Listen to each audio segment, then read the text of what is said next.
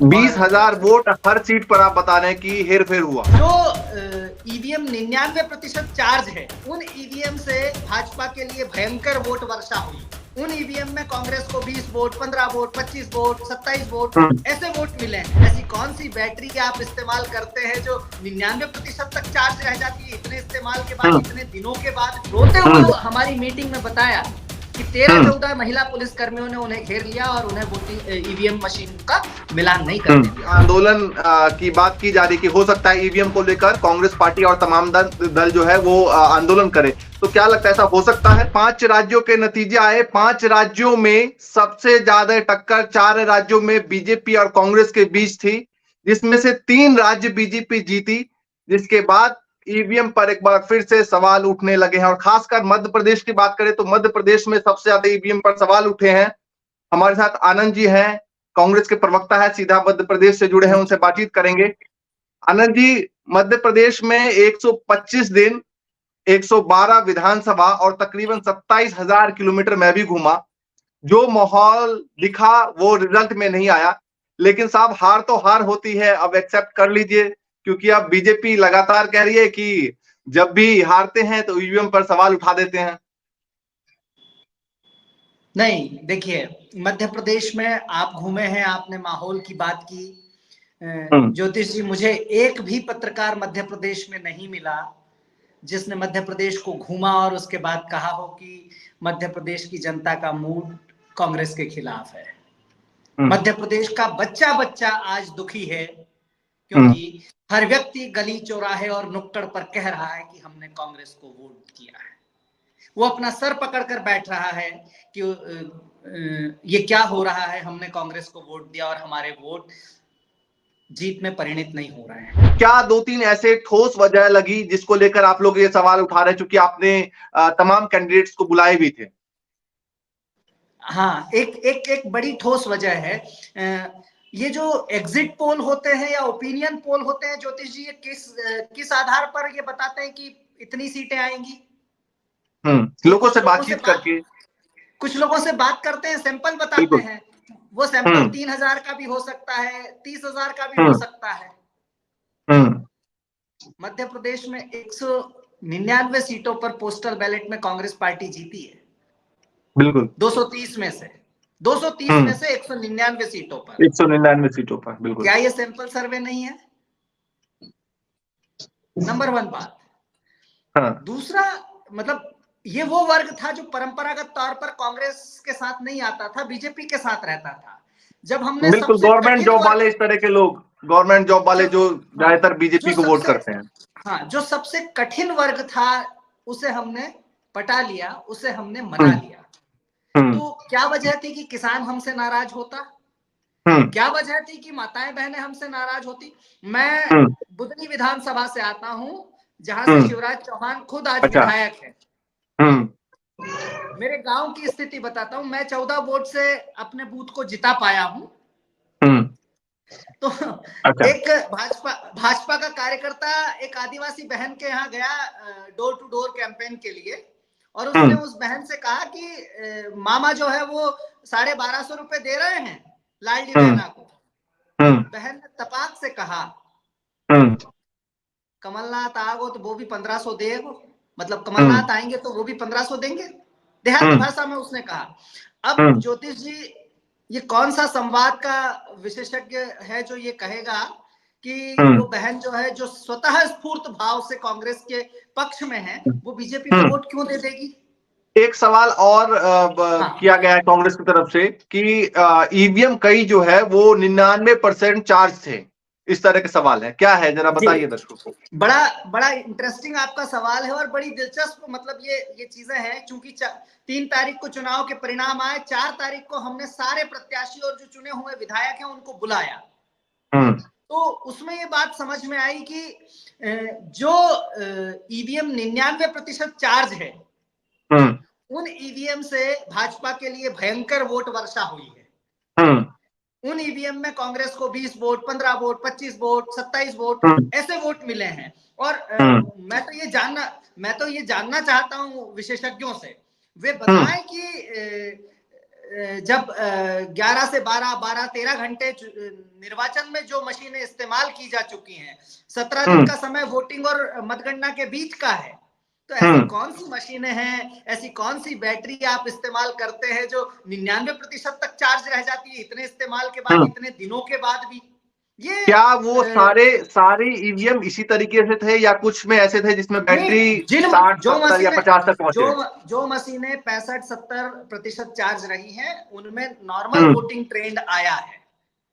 अच्छा। उनमें नॉर्मल, हाँ उनमें मैं बता रहा हूं ना आपको, खुरई का आपने चूंकि पूरा सुना नहीं, जिस बेल्ट में भाजपा को बम्पर वोट मिलते हैं, जहां से पिछली बार 20,000 से हमारा प्रत्याशी हारा था, ट्रेल कर रहा था, पीछे था, वहां से हमारा प्रत्याशी इस बार कुल 97 वोट से पीछे रहा। और जब कांग्रेस के पक्ष वाले क्षेत्र से पेटियां खुली तो भाजपा के लिए चमत्कार निकला।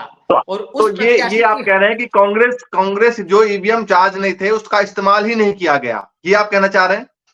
मैं ये नहीं कहना चाह रहा हूं कि जो ईवीएम वहां वोट, जो ईवीएम वोटिंग के लिए इस्तेमाल की गई, क्या वही ईवीएम वहां पर भी थी? और जब वोट ईवीएम के नंबर्स का मिलान करने की बारी आई तो बेरसिया भोपाल की एक विधानसभा है, आप भी शायद गए होंगे उस विधानसभा पर। उस विधानसभा की हमारी प्रत्याशी जयश्री हरिकिरण जी ने रोते हुए हमारी मीटिंग में बताया कि 13-14 महिला पुलिस कर्मियों ने उन्हें घेर लिया और उन्हें वोटिंग ईवीएम मशीन का मिलान नहीं करने दिया। तो अभी ये केवल यहाँ का मामला नहीं है, बंडा विधानसभा सागर है, वो कांग्रेस का मामला नहीं है।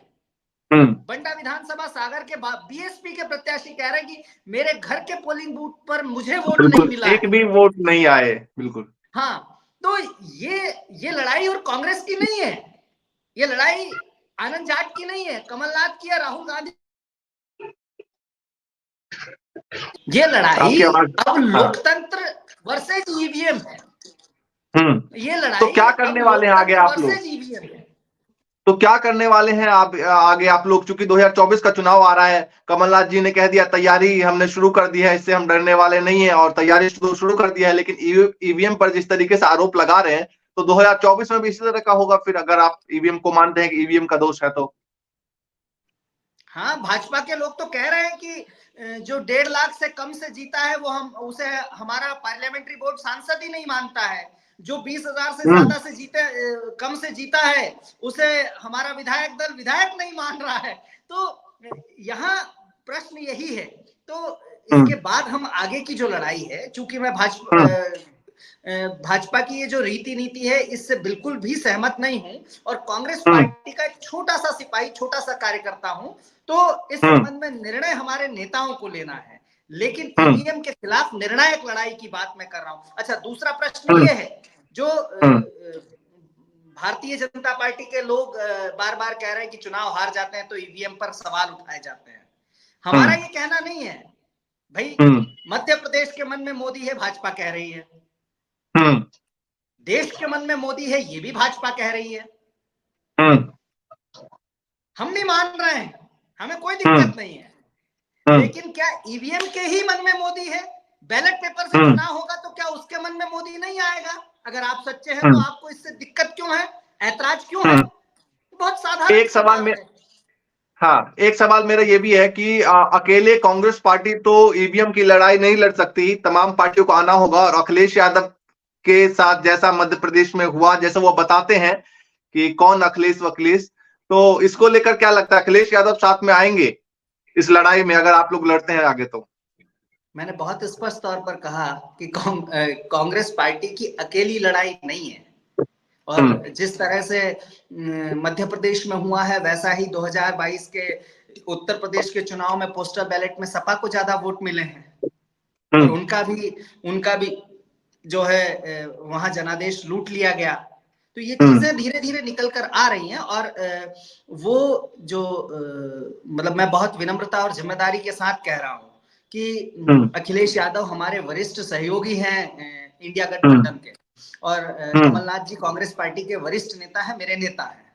तो कई बार बातचीत में, फ्लो में कुछ बातें निकल जाती हैं। अखिलेश जी ने भी उसके बाद बहुत जो है तल्ख बयानबाजी की है, लेकिन जैसे ही चुनाव के परिणाम आए और ईवीएम के मामले में आदरणीय कमलनाथ जी ने अखिलेश यादव जी से और इंडिया गठबंधन के और नेताओं से इस संबंध में चर्चा की है, पर चूंकि वो चर्चा अखिलेश जी और कमलनाथ जी के बीच हुई है, इसलिए अच्छा, बातचीत हो गई पूरी? हाँ, बातचीत हुई है, पर मैं उसे यहाँ नहीं बता सकता क्योंकि वो उनके बीच की चर्चा है। जी चलिए, ये बताइए कि अभी मध्य प्रदेश में जिस तरीके से हार हुई है, तो पूरा ईवीएम को ही दोष देंगे या फिर कुछ लगता है कि इंटरनल भी कुछ रहा? इसको समझने की जरूरत है कि 66 सीटों पर हमारे विधायक आज जीत कर आए हैं और 77 सीटें ऐसी है जहां हम 20,000 के कम अंतर से हारे हैं और 100 बूथ और प्रत्येक विधानसभा में 20,000 वोटों की हेराफेरी करने की हमें आशंका है। तो जो 20,000 से कितने एक बार दोबारा रिपीट कर दीजिए प्लीज। 100 बूथ प्रति विधानसभा और 20,000 वोट की हेराफेरी की आशंका है। 20,000 वोट हर सीट पर आप बता रहे हैं कि हेरफेर हुआ? हर विधानसभा जहां पर उनको मैनिपुलेशन करना था। आप देखिए कि कांग्रेस के फ्रंटलाइनर्स को चुन चुन कर हराने की कोशिश की गई है। एक ट्रेंड आप देखेंगे, आप देखेंगे कि भाजपा में भी जो नेता ज्यादा बोलते थे या जिनसे चुनौती थी भविष्य में, उन नेताओं को खुद हराने की गृह मंत्री की बात कर रहे हैं और तमाम। मैं किसी की बात नहीं कर रहा हूं, मैं किसी की बात नहीं कर रहा हूं। एक दूसरे को ठिकाने लगाने का खेल तो है ही ये।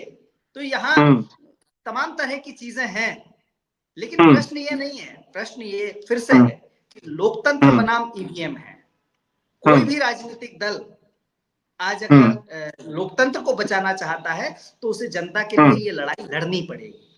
तेलंगाना को लेकर लोग, हाँ, तेलंगाना को लेकर भी थोड़ा बताइए जरा, वहां पर सरकार बन गई है तो वहां पर क्या कहेंगे? मैं बिल्कुल बहुत स्पष्ट तरीके से कह रहा हूं कि अगर तेलंगाना में भारतीय जनता पार्टी अपने लिए ईवीएम सेट करती तो कोई इस बात को पचा पाता क्या? पचा तो मध्य प्रदेश में भी नहीं पा रहे हैं। मध्य प्रदेश के किसी गली नुक्कड़ चौराहे पर, आप चूंकि यहाँ मध्य प्रदेश में 3 महीने से ज्यादा समय तक रहे, ज्योतिष, आपके बहुत अच्छे संबंध कुछ लोगों से बने होंगे निश्चित तौर पर। आप फोन लगाकर फिर से पूछ लीजिए कि क्या उनके चेहरे पर नूर है, क्या उनके दिल में उत्साह है भाजपा की जीत पर? नहीं, मेरा जो आकलन था, जो मैंने दिखाया भी था, मुझे लगता था 122-23 सीटों के आसपास कांग्रेस की आने वाली है और बीजेपी 100, 102, 103 तक लास्ट पहुंचेगी अगर बहुत ज्यादा ऊपर रहा तो। जनता जनार्दन के बीच कांग्रेस पार्टी की एक ऐसी आंधी थी जो न भूतो न भविष्यति की तरह की थी। मतलब मैं और आप इसका वास्तविक अनुमान लगाने में सक्षम नहीं है, लेकिन 66 सीटें हमने जीती है और 77 सीटें जो हैं हम 20,000 से कम मार्जिन से हारे हैं और उन्हें हम जीता हुआ माने अगर, तो वो आंकड़ा 140 के पार होता है ज्योतिष जी। तो ये कोई साधारण जीत की तरफ कांग्रेस पार्टी नहीं थी और 199 पोस्टल बैलेट, मतलब 199 सीटों पर पोस्टल बैलेट में भी हम आगे हैं। तो यहाँ दिखता है ये ट्रेंड कि मध्य प्रदेश के मन में क्या है, मध्य प्रदेश के दिल में क्या है, लेकिन ईवीएम के मन में क्या है। और मैं तो यही कहूंगा कि ये प्रश्न भाजपा या कांग्रेस का नहीं है। चुनाव हम पहले भी हारे हैं, उससे कोई हमें फर्क नहीं पड़ा। हम हर चुनाव के बाद उठकर खड़े हुए हैं। इस चुनाव के बाद भी हम as a party, as a परिवार हम खड़े हो जाएंगे, एज अ विपक्ष हम खड़े हो जाएंगे। आपका इंटरनल सर्वे क्या था? कितनी सीटें थी इंटरनल सर्वे में? अगर आप अच्छे पत्रकार हैं तो मुझे लगता है कि आपको मध्य प्रदेश के इंटेलिजेंस के डाटा जुटाने चाहिए, जो कहता है, जिसने मतदान वाले दिन जो है शिवराज सिंह चौहान के टेबल के सामने वो रिपोर्ट रखी थी जिसमें कहा था कि वो मुझे मालूम है 130-35 का आंकड़ा था, 133 सीटों पर इंटेलिजेंस का डाटा था और सी वोटर का सर्वे गलत हो गया। आप देखिए कि पूरे देश में केवल एक ही चैनल है जिसका सर्वे जो है वो मध्य प्रदेश में कांग्रेस को हरा रहा था और 162 सीटों से हरा रहा था, और वो केवल जनता के बीच माहौल बनाने के लिए था। और उसके बाद जो है वैसे के वैसे ही आंकड़े ये दर्शा रहे हैं कि सीधा बताइए ना कि आप लोगों को ये लगता है कि सब कुछ सेट था पहले से? बिल्कुल है, सेट है। पहले मैं इस पर विश्वास नहीं करता था ईवीएम वाले मामले पर, लेकिन अब चूंकि मेरे पास सूचनाएं हैं, अब मैंने लगभग 230 प्रत्याशियों में से 50-60 से मैं बात कर चुका हूं। जो जीते हैं हमारे, वो कैंडिडेट कह रहे हैं कि मैं 25,000 से जीतने वाला था, मैं 5,000 से जीता हूं। और आपको मैंने, जब आप कुक्षी गए थे, कुक्षी विधानसभा जब गए थे, तो मैंने आपको खुद कह दिया था कि 70,000 से जीतेंगे सुरेंद्र सिंह बघेल। ज्योतिष 50,000 से तकरीबन 112 सीटों में से 100 सीटों पर मैंने भी लोगों से बातचीत की थी, उनमें से 30 सीटें ऐसी लग रही थी जो हार सकती है। मैंने उसका पूरा डेटा भी बनाया था उन 100 सीटों का। तो उस 30 सीटों पर मुझे लगा था कि इसमें कहीं ना कहीं हार सकती है, और नतीजा खैर कुछ और निकला। क्या ही बोल सकते उसके बारे में। खैर ये बताइए कि पुख्ता बातचीत क्या हुआ है, आगे क्या करने वाले हैं? क्या सीधा इसी तरीके से, जिस तरीके से चुनाव लड़े थे, उसी तरीके से लोकसभा चुनाव में लड़ जाएंगे, या उससे पहले कुछ विकल्प निकालेंगे कि भाई आंदोलन का या फिर कोर्ट का? पार्टी इस पर गहन मंथन की प्रक्रिया में है, और मैं चूंकि बहुत छोटा कार्यकर्ता हूं कांग्रेस पार्टी का, तो ना मेरे पास इस तरह की अभी कोई जानकारी है और ना मेरी हैसियत है कि मैं आपको बता पाऊं कि क्या करने जा रहे हैं। लेकिन इसका एक ऐसा रास्ता हमें चुनना पड़ेगा जिसकी सीख महात्मा गांधी ने दी है। और आप ये देखिए कि इस देश में जो सबसे बड़े घमंडिया हैं, उन्हें झुकाने का काम अगर किसी ने किया है तो वो आंदोलन करने वाले किसानों ने किया है। तो हम उसी रास्ते पर जो है ईवीएम से लड़ेंगे। जनता में आप चूंकि मध्य प्रदेश में बहुत लंबे समय तक रहे हैं, तो आप जनता के किसी भी व्यक्ति के पास अगर आपका नंबर हो, आप उनसे बात करते हो, तो आप पूछ लीजिएगा कि मध्य प्रदेश के मन में क्या है। मध्य प्रदेश जैसा आपको 2 महीने पहले बता रहा था, मध्य प्रदेश आज भी कह रहा है कि हमारे मन में कांग्रेस और कमलनाथ है। एक आखिरी सवाल है मेरा। जयराम रमेश जी कहते हैं कि 20 साल पहले भी ऐसा हुआ था कि 3 राज्यों में हार मिली थी, उसके बाद लोकसभा चुनाव में हम जीत के आए थे और जीत मिली थी, लेकिन उस समय काल कोई और था, देश में एक नेता कोई और थे। इस वक्त देश में जो लड़ाई है वो मोदी शाह के सामने है, उस समय अटल बिहारी वाजपेयी थे, तो कैसे लड़ेंगे? ज्योतिष, इस सवाल के लिए आपका बहुत दिल से धन्यवाद।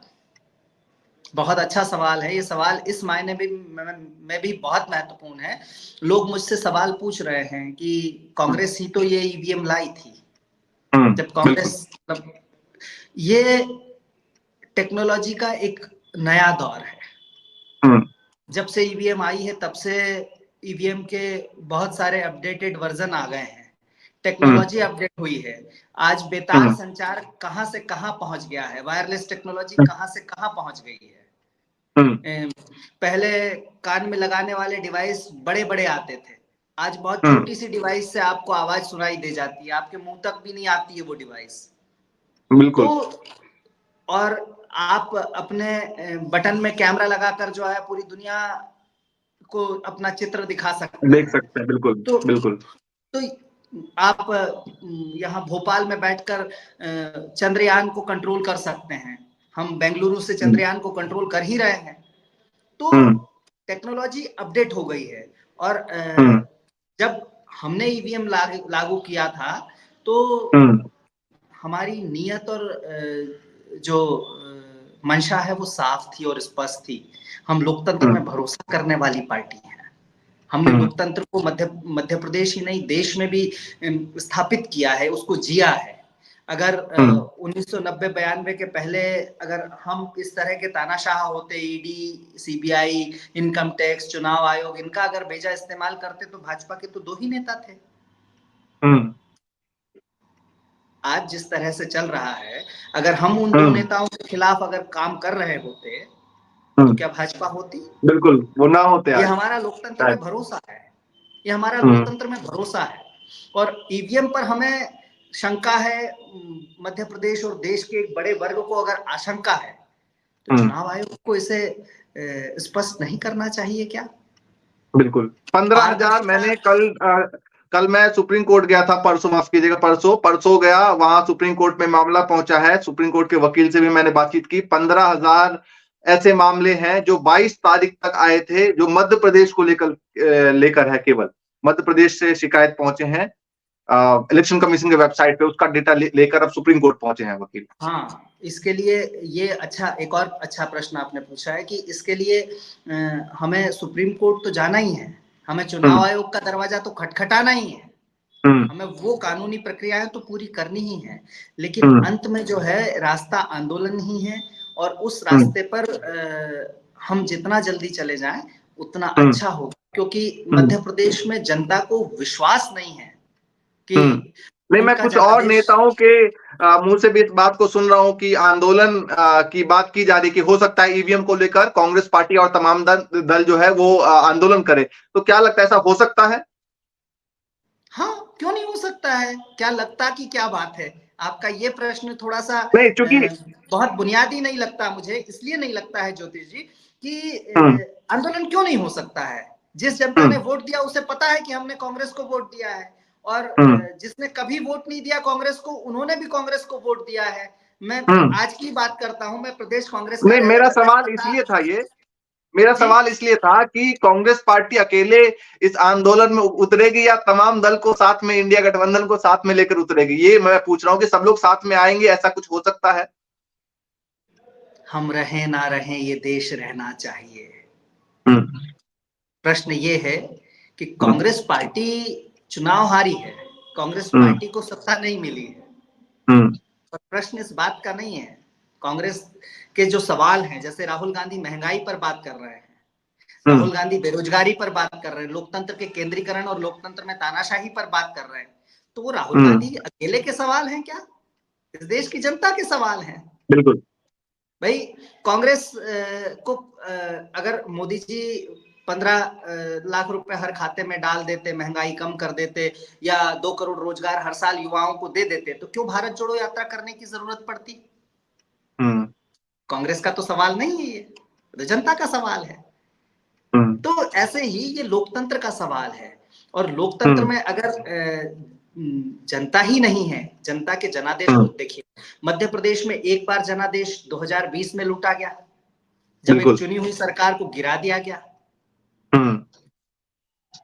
और चुनी हुई सरकार को गिराने के बाद दोबारा जनादेश जो है 2023 में लूट लिया गया। अच्छा, मध्य प्रदेश का कोई नेता ये नहीं कह रहा है कि मेरी वजह से सरकार आई है, मैं मुख्यमंत्री बनूंगा। जिनकी वजह से आई है वो किसी को तय कर देंगे, वो बन जाएगा। चलिए ठीक है, बहुत बहुत शुक्रिया इतना कीमती वक्त देने के लिए। तकरीबन 22-23 मिनट हो गए हैं। फिर से जुड़ेंगे और जानने की कोशिश करेंगे कि आगे क्या कुछ अपडेट चल रहा है वहां पर मध्य प्रदेश में भी, और कांग्रेस पार्टी में क्या कुछ रूपरेखा बनेगी आगे की। क्या आंदोलन का रास्ता तय होगा या फिर ईवीएम पर को दरकिनार किए हुए सीधा लोकसभा चुनाव में फिर से उतर जाएंगे। बहुत शुक्रिया, धन्यवाद।